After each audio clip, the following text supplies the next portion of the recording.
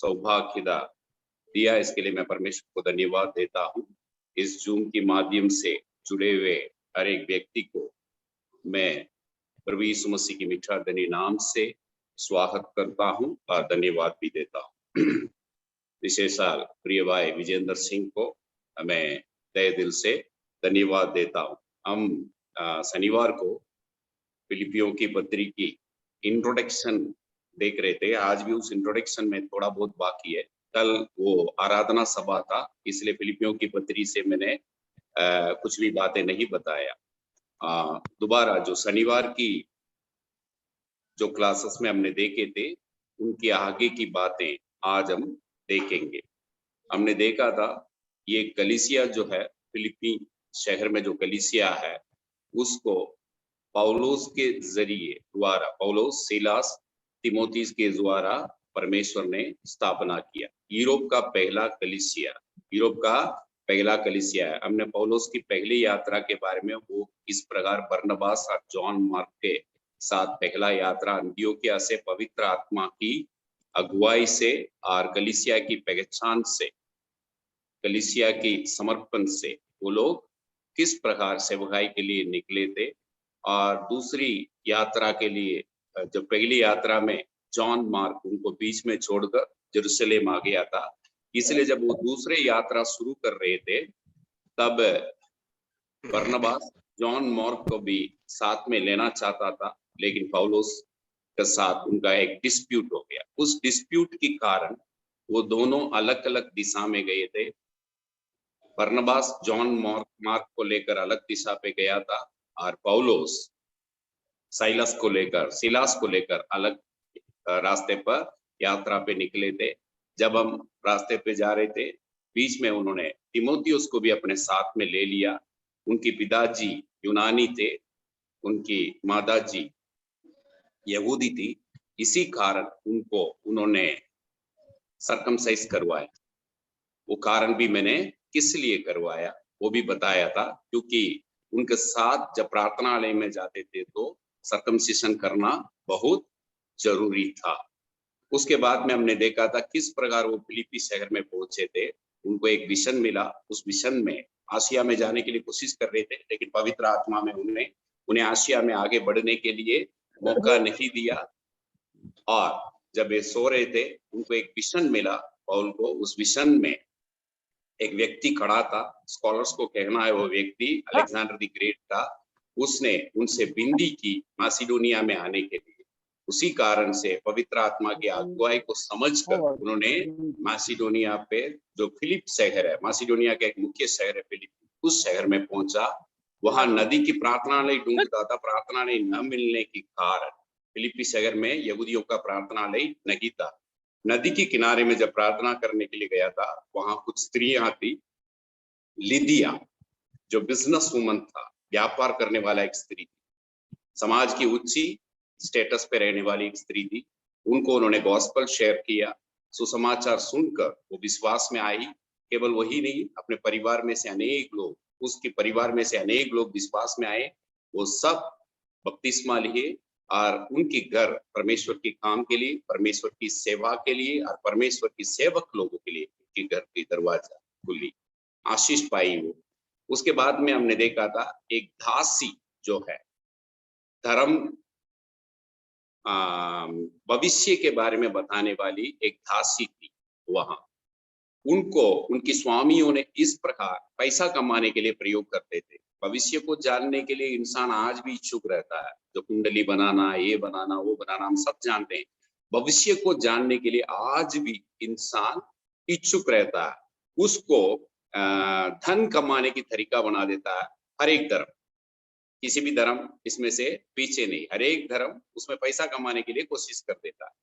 जब उस दासी के अंदर जो भविष्य को बताने वाला दुष्ट आत्मा थे, उनको पौलुस ने भगाया और वो भी उद्धार पाई। अभी हम देख सकते हैं समाज के एकदम नीचे दासी, उनको भी उद्धार मिला। यूरोप में जब परमेश्वर ने कलीसिया की दरवाजा खोला तो पहले कौन था? एक औरत थी, लिदिया, समाज की उच्च स्थिति पे रहने वाली। और दूसरा भी एक कौन थी? एक दासी थी, वो भी एक औरत, समाज की एकदम नीचे स्थिति पर रहने वाले एक औरत। परमेश्वर के अंदर भेदभाव नहीं है। परमेश्वर में भेदभाव नहीं, औरत आदमी का भेदभाव नहीं, समाज की उच्च स्थिति नीची स्थिति में रहने वाले, पढ़ने वाले अनपढ़ने वाले, कोई भेदभाव परमेश्वर नहीं रखता। हमारा परमेश्वर जिससे हम आराधना करते हैं, किसी प्रकार का भेदभाव रखने वाला परमेश्वर नहीं है। वचन से हम साफ तरीके से पढ़ सकते हैं। अब हम आगे की पढ़ाएंगे, विजेंद्र भाई मुझे पढ़कर सहायता करेंगे। 16 अध्याय का 19 से लेकर 34 तक पढ़ना है। ये थोड़ा लंबा है, लेकिन वचन को पढ़ेंगे जब बैकग्राउंड हमें अच्छी तरीके से समझ में आएगा। 16 अध्याय प्रेरितों की काम 16 अध्याय उसकी 19 से लेकर 34 तक पढ़ना। मेरे पास तो डीजे चल रहे हैं, मैं गांव में हूँ, इसलिए स्पीकर बंद करके रखा हुआ है मैंने। हाँ, तो डिस्टर्ब दूसरा कोई भाई पढ़ सकते हैं? राजीव लाल भाई, भाई या बहन पढ़ सकते हैं। ओके, पढ़ने के लिए।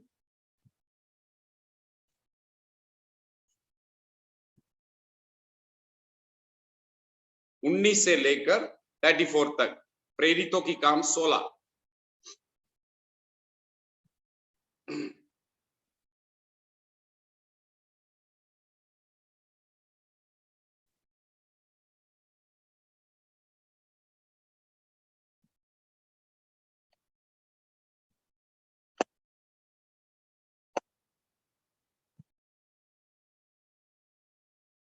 सतपाल जी आप पढ़ सकते हैं, कोई भी पढ़ सकते हैं, ताकि आप भी योग्यता दें। काम उसका 16वां अध्याय, और प्लीज वर्सेस रिपीट कर दें ब्रदर। 19 से लेकर 34 तक। 19 से 34 तक हम पढ़ेंगे। जब उसके स्वामियों ने देखा कि हमारी कमाई की आशा जाती रही, तो पौलुस और सिलास को पकड़ के चौक में प्रधानों के पास खींच ले गए और उन्हें फौजदारों के हाकिमों के पास ले गए और कहा, ये लोग जो यहूदी हैं हमारे नगर में बड़ी हलचल मचा रहे हैं और ऐसी रीतियां बना रहे हैं जिन्हें ग्रहण करना या मानना हम रोमियों के लिए ठीक नहीं। तब भीड़ के लोग उनके विरोध में इकट्ठे होकर चढ़ आए और हाकिमों ने उनके कपड़े फाड़कर उतार डाले और उन्हें बेंत मारने की आज्ञा दी। बहुत बेंत लगवाकर उन्होंने उन्हें बंदीगृह में डाल दिया और दरोगा को आज्ञा दी कि उन्हें चौकसी से रखे। उसने ऐसी आज्ञा पाकर उन्हें भीतर की कोठरी में रखा और उनके पांव काट में ठोक दिए। आधी रात के लगभग पौलुस और सिलास प्रार्थना करते हुए परमेश्वर के भजन गा रहे थे और कैदी उनकी सुन रहे थे। इतने में एकाएक बड़ा भूकंप आया, यहाँ तक कि बंदी गृह की नींव हिल गई और तुरंत सब द्वार खुल गए और सबके बंधन खुल पड़े। दरोगा जाग उठा और बंदी गृह के द्वार खुले देखकर समझा कि कैदी भाग गए हैं। अतः उसने तलवार खींचकर अपने आप को मार डालना चाहा, परंतु पौलुस ने ऊंचे शब्द से पुकार कर कहा, अपने आप को कुछ हानि ना पहुंचा, क्योंकि हम सब यही हैं। तब वो दिया मंगवा कर भीतर लपका और कांपता हुआ पौलुस और सिलास के आगे गिरा और उन्हें बाहर लाकर कहा, हे सज्जनों, उद्धार पाने के लिए मैं क्या करूं? उन्होंने कहा, प्रभु यीशु मसीह पर विश्वास कर तो तू और तेरा घराना उद्धार पाएगा। और उन्होंने उसको और उसके सारे घर के लोगों को प्रभु का वचन सुनाया। रात को उसी घड़ी उसने उन्हें ले जाकर उनके घाव धोए और उसने अपने सब लोगों समेत तुरंत बपतिस्मा लिया।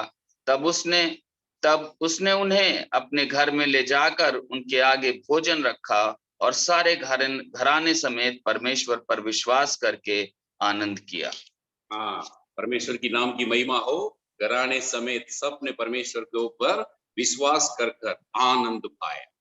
इस जगह में हम देख सकते हैं अनेक बातें मैं आपका सामने रखना चाहता हूं। उन स्वामियों को जब कमाई की आशा जाती देख रहे थे, उन स्वामियों का अभी वो उद्धार पा गई, वो लड़की, दासी लड़की, उनके जरिए वो बहुत पैसा कमा रहे थे। धर्म का और धन का क्या लेने देना है, लेकिन आजकल सारे धर्म धन के ऊपर निर्भर है। सारे धर्म, हम तो मार्ग को, प्रभु यीशु मसीह दिखाए हुए मार्ग पर चलने वाले। ये धन खोते हुए उनको क्या हो गया? आशा, धन खोता हुआ आशा हो गया। इसलिए उन्होंने क्या किया? दोनों को पकड़वाया, पौलुस और सिलास को पकड़वा कर खींच कर ले गई, प्रधानों के हाथ में दिया। उन्होंने उनको उनका कपड़ा फाड़ कर निकाला और उनको बुरी तरीके से मारा। मेरे प्रिय भाइयों, सफरिंग गॉस्पेल के लिए कितना तकलीफें उठाती। हर एक प्रभु का दास लोग आज भी गॉस्पेल शेयरिंग के लिए, सुसमाचार बताने के लिए मानसिक पीड़ना सहते हैं, शारीरिक पीड़ना सहते हैं, आर्थिक पीड़नाएं सहते हैं। सच है ये बात। उस दिन से लेकर आज तक ये काम होता रहा। कितने बुरी तरीके से मारे, दया नहीं है, बिल्कुल दया नहीं है। क्यों? वो ये बोल रहे थे, हल चल बचा रहे हैं, दुनिया को बदलने वाले। इनके पास दुनिया को बदलने का सुसमाचार है, दुनिया को अच्छी बातें बताने वाली एक सुसमाचार है, लेकिन वो लोग उन बातों को समझ नहीं रहे हैं, क्योंकि संसार जो है अंधेरा। शैतान संसार की आंखों को अंधा कर रखा। इनके ऊपर गुस्सा नहीं आना, इनके ऊपर पश्चाताप आना है। हे प्रभु, इनकी आंखों को खोल देना, ताकि ये लोग सुसमाचार की उन गहराई को समझ सके, प्रभु यीशु मसीह के उन प्रेम को समझ सके, अपने आप को समर्पित कर प्रभु को अपने उद्धारकर्ता के रूप में मान सके। शैतान इनकी आंखों के ऊपर एक पट्टा डाल रखा। इतनी अच्छी बातों को उन्होंने ग्रहण नहीं किया, उल्टा उनको मार पड़वाए और उनको बंदी गृह में ढलवाया। और उनके पैर को क्या किया? लकड़ी से, ऐसा चीज होते हैं, उनसे चैन से बांध लिया। दरोगा को बोला चौकसी रहना, इसको छोड़ना नहीं। जब इसी प्रकार तकलीफ उठाते हुए, और परमेश्वर की दास लोग क्या कर रहे थे? रात को 12 बजे को हम होते तो क्या होते हैं? दुख से भरा हुआ साइड में पड़े रहते हैं। लेकिन इन्होंने क्या किया? स्तुति गीत गाया। मेरे प्रिय भाइयों बहनों, परमेश्वर की नाम की आराधना किया। तकलीफ में उन्होंने परमेश्वर की नाम को उठाया, धन्यवाद कहा और प्रार्थना भी की। कितनी अद्भुत बात है! तकलीफों में खुशी रहना। They were joyful in the midst of their suffering.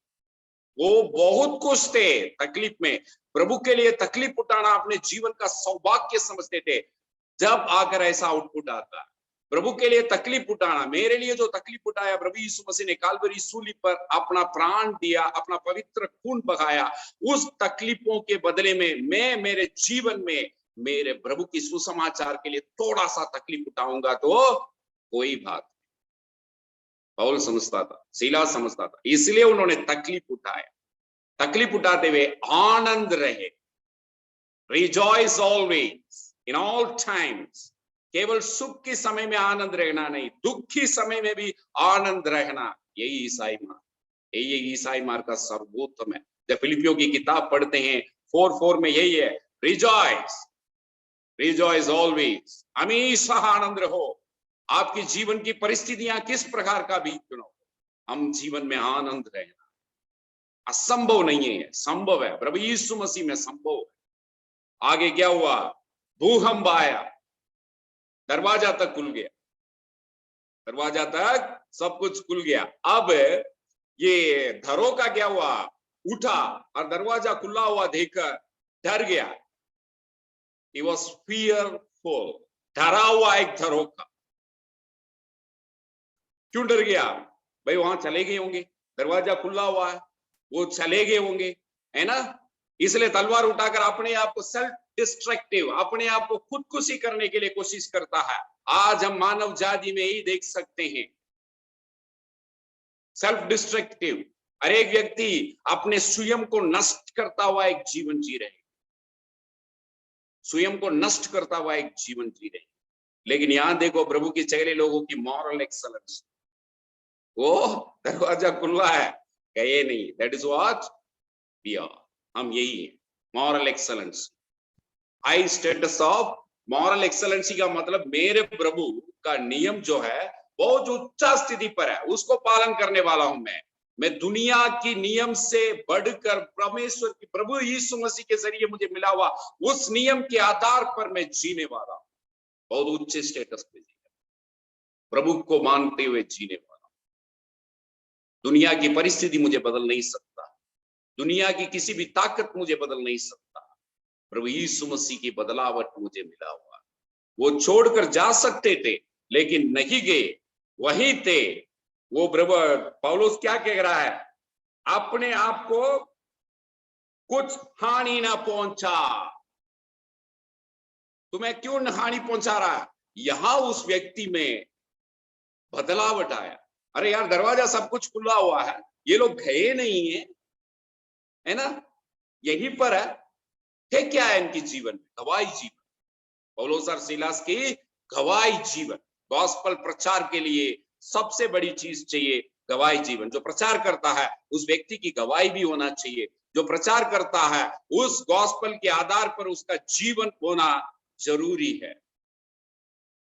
माफी के बारे में हम प्रचार करते हैं लेकिन दूसरे को माफ नहीं करते हैं। दूसरे की भलाई के बारे में प्रचार करते हैं लेकिन दूसरे को भलाई नहीं करते हैं।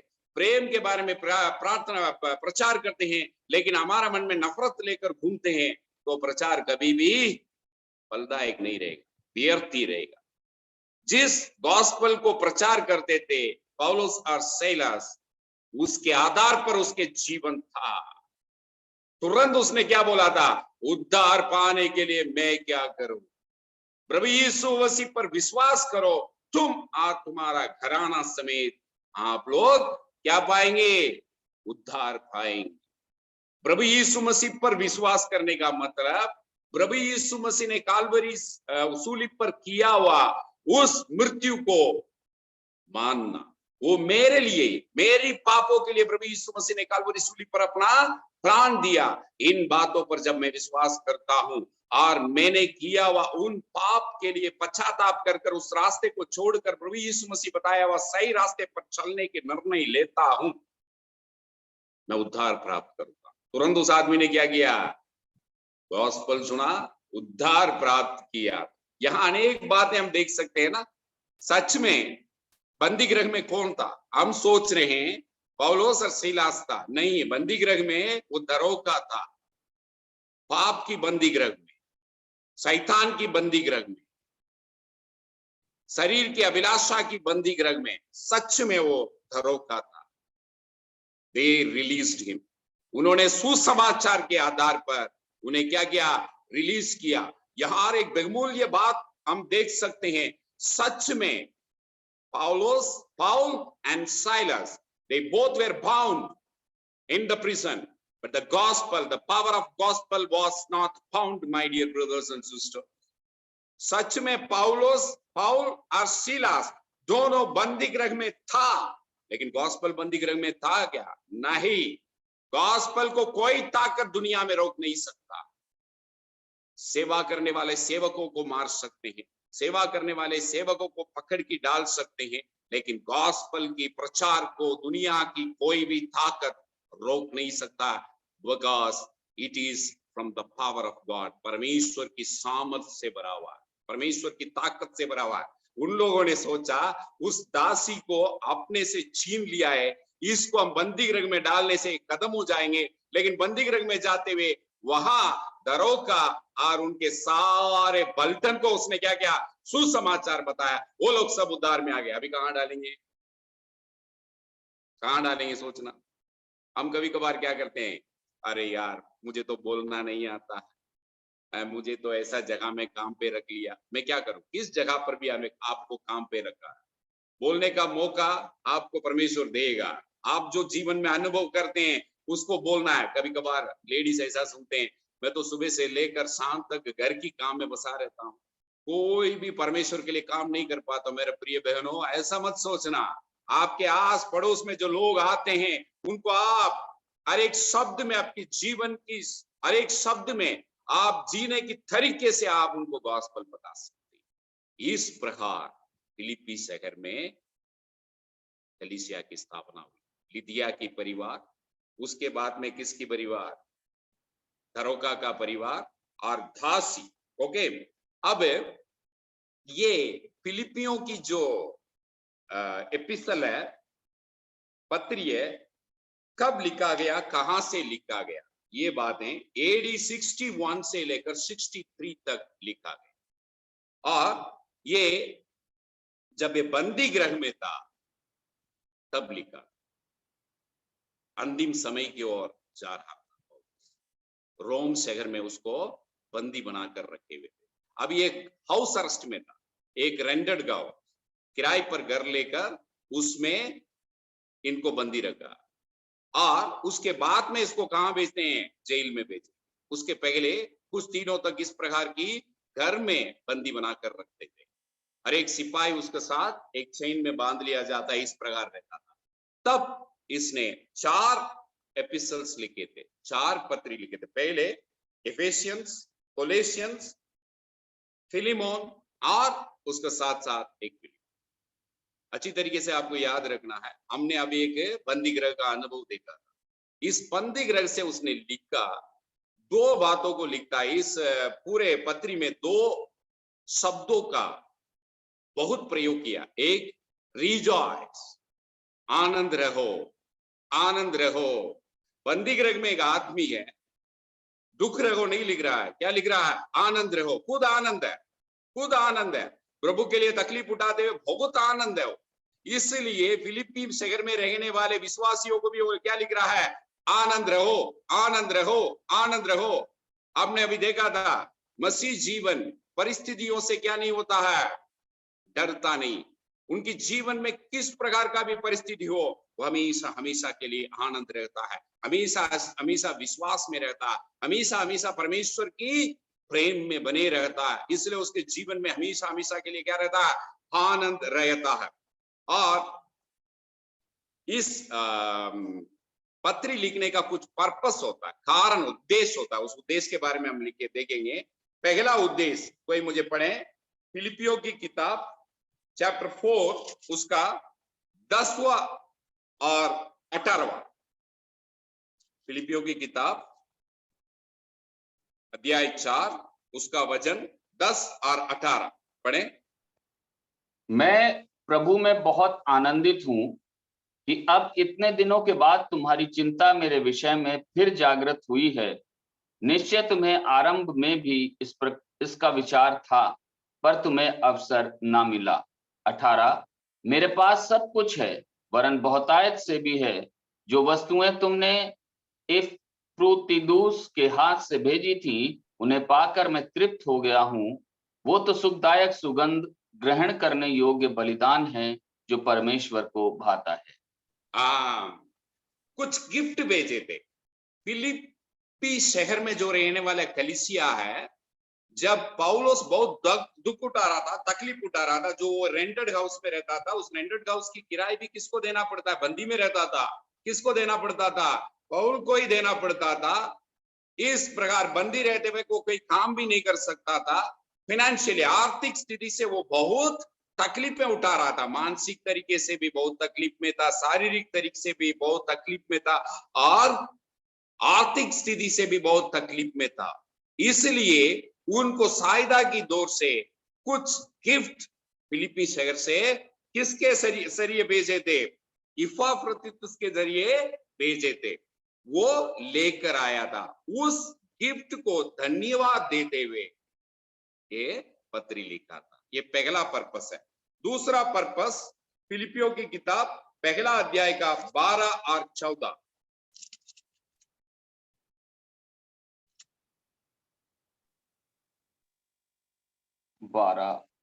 12 से 14 तक जी। हे भाइयों, मैं चाहता हूं कि तुम ये जान लो कि मुझ पर जो बीता है उसमें सुसमाचार की बढ़ती हुई है। यहाँ तक कि कैसर के राजभवन की सारी पलटन और शेष सब लोगों में ये प्रकट हो गया है कि मैं मसीह के लिए कैद हूं। और प्रभु में जो भाई हैं उनमें से अधिकांश मेरे कैद होने के कारण हियाब बांधकर परमेश्वर का वचन निधड़क सुनाने का और भी साहस करते हैं।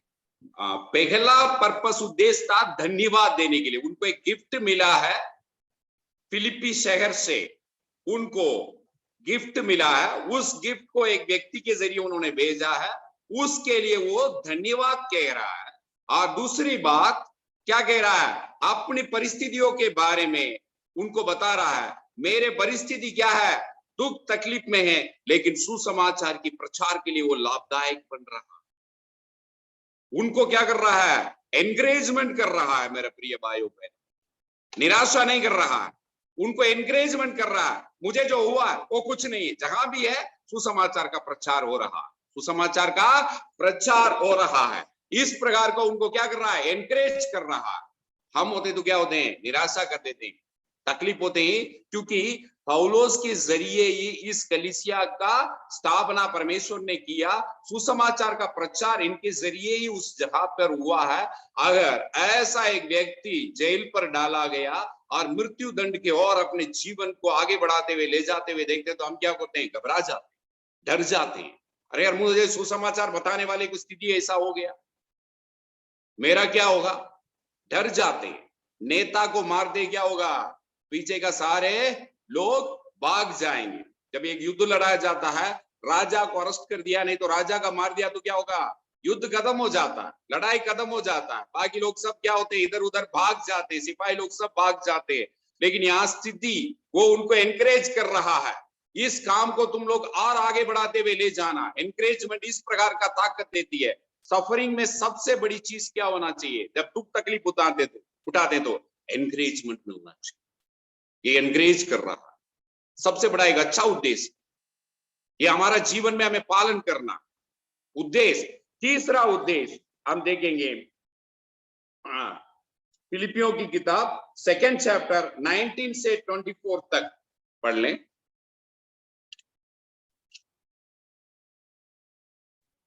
सेकंड चैप्टर वर्स 19 से 24 तक, 19 से 24 तक हम पढ़ेंगे। मुझे प्रभु यीशु में आशा है कि मैं तीमुथियुस को तुम्हारे पास तुरंत भेजूंगा, ताकि तुम्हारी दशा सुनकर मुझे शांति मिले, क्योंकि मेरे पास ऐसे स्वभाव का कोई नहीं जो शुद्ध मन से तुम्हारी चिंता करे, क्योंकि सब अपने स्वार्थ की खोज में रहते हैं, ना कि यीशु मसीह की। पर उसको तो तुमने परखा और जान भी लिया है कि जैसा पुत्र पिता के साथ करता है, वैसा ही उसने सुसमाचार के फैलाने में मेरे साथ परिश्रम किया। इसलिए मुझे आशा है कि ज्यों ही मुझे जान पड़ेगा कि मेरी क्या दशा होगी, त्यों ही मैं उसे तुरंत भेज दूंगा। और मुझे प्रभु में भरोसा है कि मैं आप भी शीघ्र आऊंगा। वो अपने एब्सेंस में उस कलीसिया को बारे में ज्यादा चिंता कर रहा, क्योंकि परमेश्वर ने, पहले भी हमने देखे थे, परमेश्वर ने इसके जरिए ही वहां कलीसिया का स्थापना किया, तो उस कलीसिया के ऊपर अपना रिस्पॉन्सिबिलिटी है।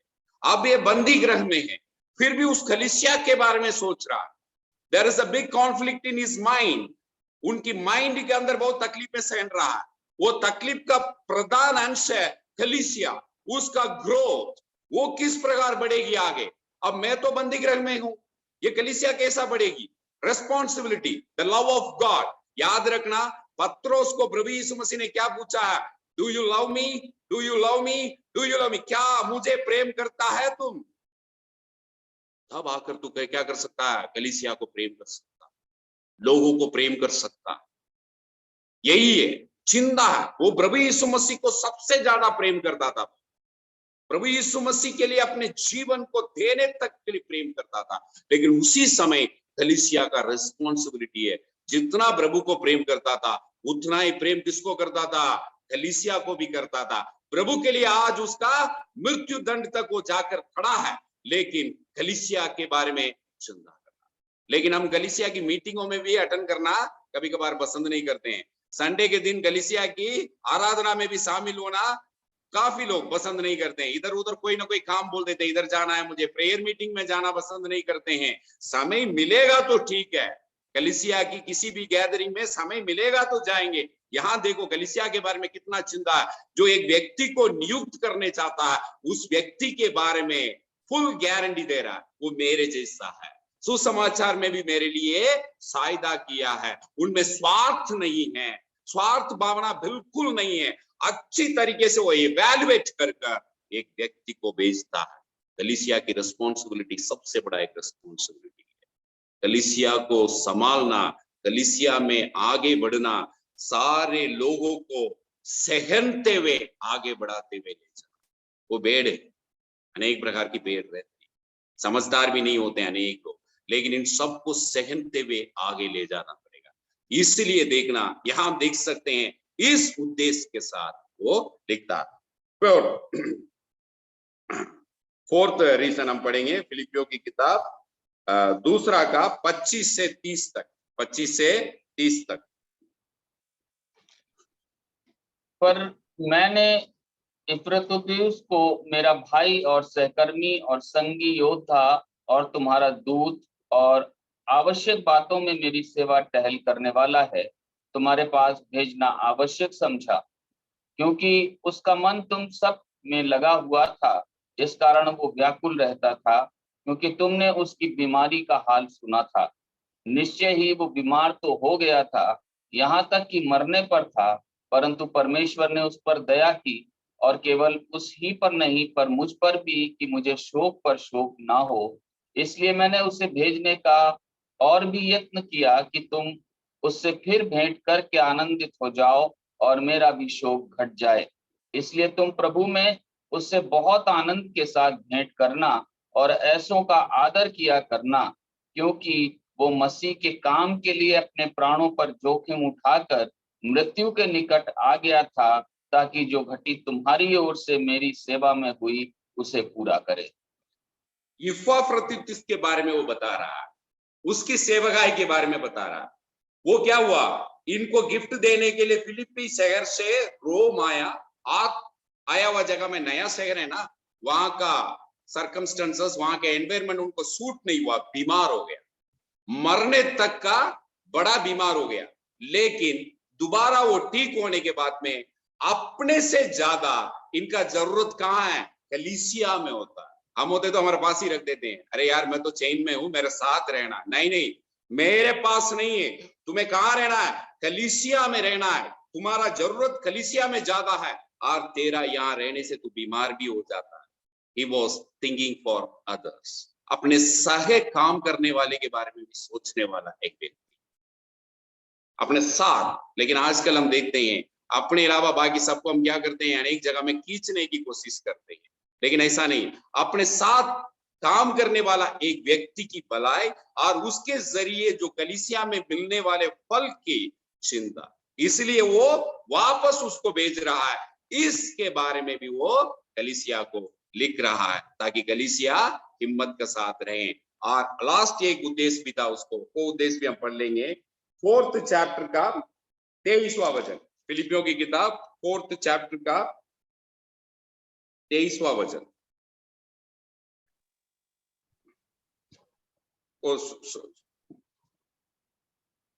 Yes brother.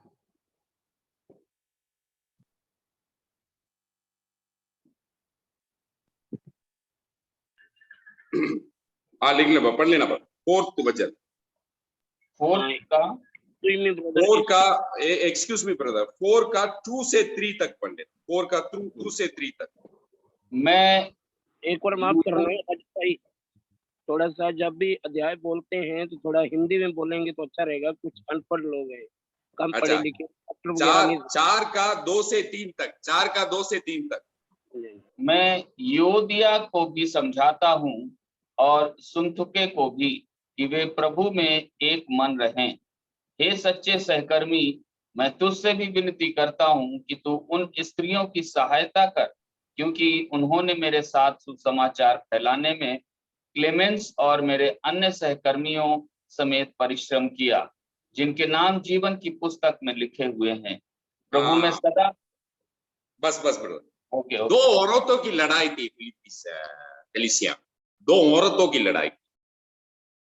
2 औरतों की लड़ाई जो है, लेडीज की लड़ाई। आदमी क्या करता है, सहनते हुए चला जाता है, लेडीज कभी सहनते नहीं। परमेश्वर की पवित्र वचन कह रहा है, जलस की स्वभाव, ईर्ष्या की स्वभाव ज्यादा होते हैं। ये दोनों क्या करेंगे, लड़कर क्या करेंगे, कलीसिया को तोड़ देंगे। ये डर था पौलुस।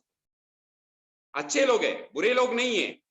आजकल हम क्या करते हैं, अच्छा काम में भी क्या करते हैं, लड़ना चाहते हैं। आत्मिकता में भी लड़ाई होता है, मैं ये काम करूं, आप ये काम मत करना, ये काम मेरा है, मैं पहले किया है, मैं बाद में करना है, सहन शक्ति बिल्कुल नहीं, आत्मिकता में भी सहन शक्ति नहीं है ना। लेडीज ध्यान रखना है, जब हम कलीसिया में साथ जाते हैं, सहन शक्ति सबसे बड़ी है। याद रखना, बरनबास और पौलुस की भेदभावना हुई थी, वो दोनों सुसमाचार की काम की बढ़ोतरी करने के लिए हुई। वो एक दिशा पे गया था, एक दूसरे दिशा पे गया था, दोनों दिशा में क्या हुआ, सुसमाचार की प्रचार हुई थी। वो भेदभाव एक डिस्प्यूट था, बाद में समझ लिया था। जॉन मार्क मेरे साथ रहना है, पत्री लिखा था, अपनी गलतियों को समझते ही मानकर क्या किया, सुसमाचार की बढ़ोतरी के लिए काम किया। हम गलतियों को समझते हैं, फट मानना चाहिए। लेडीज को सावधान रहना है, शैतान बहुत जल्दी यूज करता है लेडीज को। ईव को यूज किया था उसने पहले, है ना, यूनिटी ब्रेक करने की। याद रखना, लेडीज को जल्दी यूज करता है, वो बहुत वीक वेसल्स होते हैं, जल्दी यूज कर कलीसिया में विभिन्नता डालता है, लड़ाई का, डिस्प्यूट का कारण बना देता है। इस कारण से कलीसिया क्या हो जाते हैं, अनेक जगहों में समाप्त हो चुके हैं। इस प्रकार हमारा कलीसिया के बीच में कभी नहीं होना। सहन शक्ति होना, आत्मिकता में एक दूसरे को सहायता करना ही सबसे बड़ी काम। आत्मिकता में एक दूसरे को सहन कर सहायता करना ही सबसे बड़ी काम है। प्रभु यीशु मसीह एक अच्छा उदाहरण है, उसने आज्ञाकारी रहा, अपने पिता की बात माना, पवित्र आत्मा को देखो, प्रभु यीशु मसीह की बात माना। प्रभु पवित्र आत्मा कभी भी अपने नाम की महिमा नहीं करता है, प्रभु यीशु मसीह की नाम को महिमा करता है। तीनों इक्वल है। फिर भी क्या किया, उन्होंने एक दूसरे का ओबे कर एक दूसरे का नाम की महिमा कर अपने काम को आगे बढ़ाते हुए ले गए। उसी प्रकार हम भी रहना है, एक दूसरे को सहनते हुए, एक दूसरे को आज्ञाकारी मानते हुए आत्मिकता में आगे बढ़कर जाना। इसी प्रकार चलते हैं। तो ये 4 उद्देश्य के लिए उसने इस पत्री, 5 उद्देश्य के लिए इस पत्री को लिखा है। कल से हम शुरू करेंगे, एक डिवीजन करके पढ़ेंगे। परमेश्वर इन वचनों के जरिए आप सबको आशीष करें, मुझे भी बहुत आशीष करें। धन्यवाद। धन्यवाद प्रिय भाई, प्रभु आपको बहुत सारी आशीष दे। और बहुत ही जो गहराई की बातों को प्रिय भाई ने बताया है, गंभीर बातों को हमने सुना। फिलिपियों की पत्री के लिखने के पीछे क्या उद्देश्य है। तो अभी हम प्रार्थना में जाएंगे। तो भाई काशीराम प्रहार जी प्रार्थना करके आज की सभा को समाप्त करेंगे।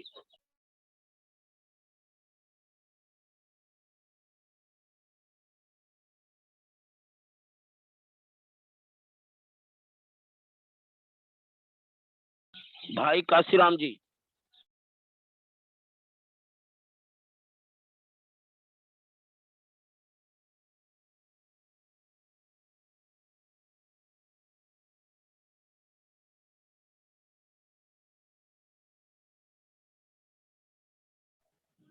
माफ करना है, भाई काशीराम जी शायद कहीं होंगे, तो भाई राजीव जी प्रार्थना करके समाप्त करेंगे, क्योंकि मुझे आज बहुत ज्यादा डिस्टर्बेंस हो रहा है। ठीक है, तो प्रिय भाई राजीव जी प्रार्थना करेंगे। आइए प्रार्थना करें।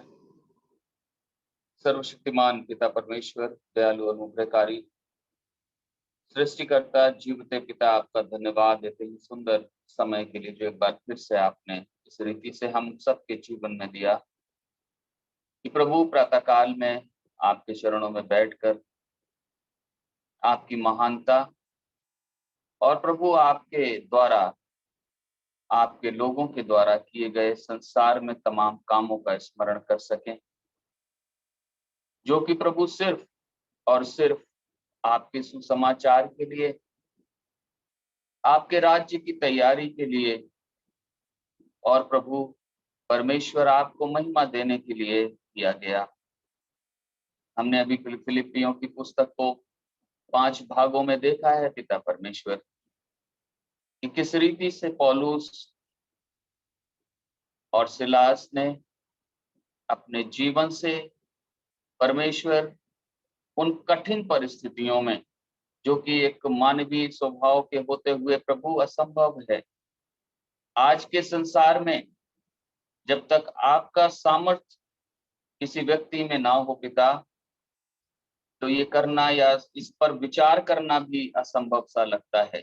लेकिन जब हम आपकी सामर्थ्य को पाते हैं, जब आपके पवित्र आत्मा को पाते हैं, जब आपकी संगति को पाते हैं परमेश्वर, तो ये सारी चीजें हमारे लिए बिल्कुल आसान हो जाती हैं। होने दे बाप आसमानी की हर ऐसी किसी भी परिस्थिति में हम आप में हमेशा आनंदित रहें, और हर एक परिस्थिति में आपके सुसमाचार को ज्यादा महत्व देते हुए प्रभु इस संसार को उसके बारे में बताने पाए। परमेश्वर धन्यवाद देते हैं कि आपने रात भर हम सबको हिफाजत से रखा, मीठी नींद से सुलाया, थके जिस्मों को आराम दिया, और एक और दिन हम सबकी जिंदगियों में जोड़ा है। आज का दिन प्रभु आपने अपने वचन के साथ हम सबको शुरुआत करने का मौका दिया, धन्यवाद देते हैं। परमेश्वर धन्यवाद देते हैं भाई जीवा के लिए, जिन्होंने आपने उनको सहायता की, मदद की, पवित्र आत्मा की सामर्थ्य दी ताकि वो सुंदर विषय को सरल रूप में पिता परमेश्वर हम सबके बीच में रखने पाए। होने दे पिता कि अगले समय में जब हम एक बार फिर से मिलते हैं और प्रभु इन 5 विषयों पर जब विचार करते हैं, तो प्रभु हम सब उनको सुनकर अपने जीवन में उन वचनों को जी सकें। प्रभु आपके इन तमाम दास, आपके तमाम सेवकों से उदाहरण लेकर अपने जीवन को इस संसार में गवाही का जीवन स्थापित कर सकें, और प्रभु आपके उस प्रेम को, आपकी उस भलाई को और आपकी उस सहनशीलता को अपने जीवनों से दिखा सकें। प्रभु धन्यवाद देते हैं सारी बातों के लिए। भाई विजेंद्र आज सफर में हैं या कहीं जा रहे हैं, प्रभु आप सहायता करें, उनकी मदद करें, जिस कार्य के लिए हैं, जिस मकसद से हैं प्रभु, उसमें आप सफलता दें, और हर एक समस्या परेशानी से बचाकर अपनी पनाह में रखें। जुड़े हुए हर एक भाई बहन के साथ हो पिता परमेश्वर, सभी को आशीष दें। खासतौर से पिता भाई फ्रैंकलिन के साथ हो, उनको भी बहुत सारी आशीष दें, और पिता उनको गाइड करें, सुरक्षित रखें, ताकि वो आत्मिक सेवा जो आपने उन्हें वो भार सौंपा है प्रभु, उसको आप में होकर इस संसार में पूरा करते हुए इन तमाम खोई हुई आत्माओं को बचा सके। प्रभु सहायता करें, मदद करें। इसके बाद हम लोग अपने अपने स्थानों में, अपने अपने कामों में जाते हैं। आप सहायता मदद करें, पूरे दिन हम सबके साथ हों, शैतानी हर एक योजना से बचा कर रखें, अपने कंट्रोल में हमारे हर एक एक्शन को रखें प्रभु। हम अपने उठने बैठने बोलने से हर एक चीज से प्रभु आपके प्रेम को, आपकी भलाई को और आपके वचन को अपने जीवन से दिखा सके। हमारा विश्वास है आपने हमारी इस छोटी सी विनती को सुना है। इस छोटी सी प्रार्थना को अपने उद्धार करता प्रभु यीशु मसीह के नाम मांगते हैं, सुने और ग्रहण करें पिता, आमीन।